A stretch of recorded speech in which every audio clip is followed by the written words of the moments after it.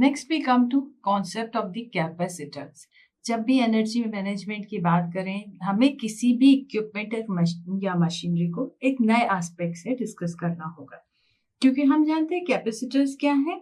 Leading power factor equipment है जो कि एसी सर्किट्स के अंदर यूज होता है और ये रिएक्टिव पावर लीडिंग कैरेक्टरिस्टिक में प्रोवाइड करता है।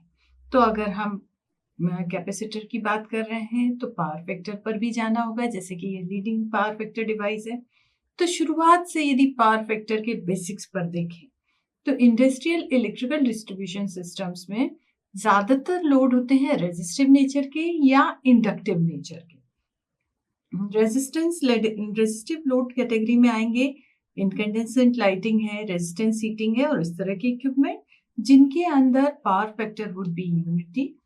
और इस केस में वोल्टेज, करंट और रेजिस्टेंस के रिलेशंस बड़े लीनियरली रिलेट करते हैं, जैसे कि V is equal to IR और power is equal to V into I, क्योंकि पावर फैक्टर इज यूनिटी, क्योंकि वोल्टेज और करंट इन फेस होते हैं। और जो टिपिकल इंडक्टिव लोड्स होते हैं, जैसा कहा कि दो टाइप के मेजर लोड है, रेजिस्टिव फिर इंडक्टिव। तो इंडक्टिव लोड्स में AC motors are there, induction furnaces, transformers, ballast type lighting, ये सभी की कैरेक्टरिस्टिक इंडक्टिव होती है, माने इनके पावर फैक्टर लैगिंग होते हैं। अब ये जो हम unity power factor, leading power factor और लैगिंग पावर फैक्टर कह रहे हैं, ये क्या है? तो inductive load requires two kinds of power. One is active power, which works to perform the load current and voltage, and the other one is reactive power, which is required to create and maintain the electromagnetic field.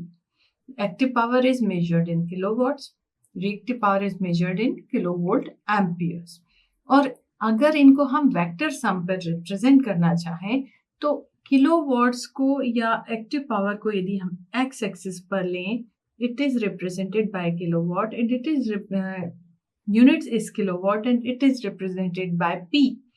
तो reactive power अगर purely inductive circuit है, that would be having 90-degree phase difference with this active power and it is represented by Q. इसकी unit होती है kilovolt ampere reactive.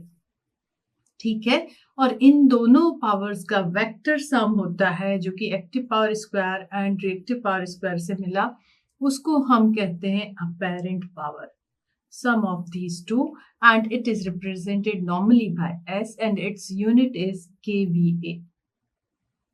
इन दोनों के बीच में जो इस ट्रायंगल के अंदर पावर फैक्टर एंगल बन रहा है, that angle is power factor angle, okay, and it is represented by PF cos phi is equal to kilowatts divided by kVA. Right, based by hypotenuse, and this is representing the concept of power factor.